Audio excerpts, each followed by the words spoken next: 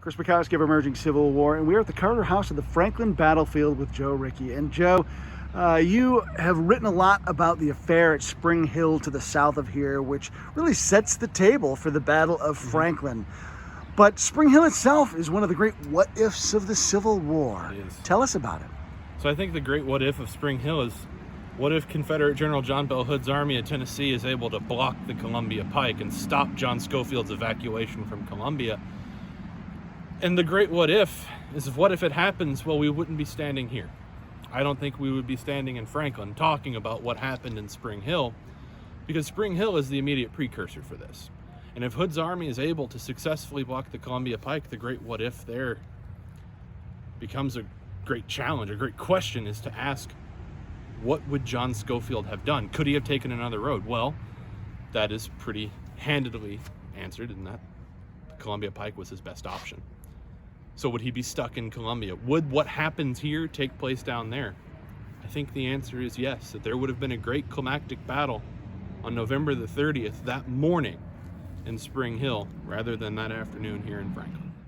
Because the Confederates don't block the road, John Schofield slips his men north within 200 yards of the Confederate position and manages to get to safety and gets up here to Franklin.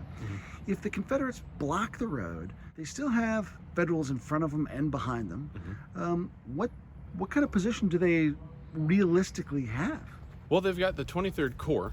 The bulk of Schofield's army is still down in Columbia, but only behind them is only one division. The 2nd Division of the 4th Corps under the command of Brigadier General George Day Wagner. Wagner's got about 5,600 men under his command, but he would be surrounded at that point, cut off from Schofield to the south, and he's got 2 Confederate infantry divisions encamped within 800 yards in some places of his men. That morning, who knows what could happen? Could Brown and Claiborne's division make a concerted attack on Wagner's division and then Bate remain blocking the road? Or what's to say that George Wagner doesn't evacuate and head north towards Franklin and Nashville and try and get to the safety of Nashville, which had been the ultimate objective at the end of the day to begin with. So I think that Federal division to the rear would be up against incredible odds to try and escape and then move up here to Nashville.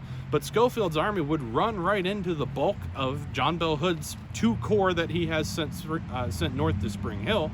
And then he's also got S.D. Lee and 120 guns of the Confederate artillery in Columbia to face against Schofield. So the fight that takes place here could have taken place right down the road, could have had that Confederate artillery in the field, could have had all 3 corps of the Confederate army in a concerted attack across almost a 15-mile front from Spring Hill all the way back down to Columbia.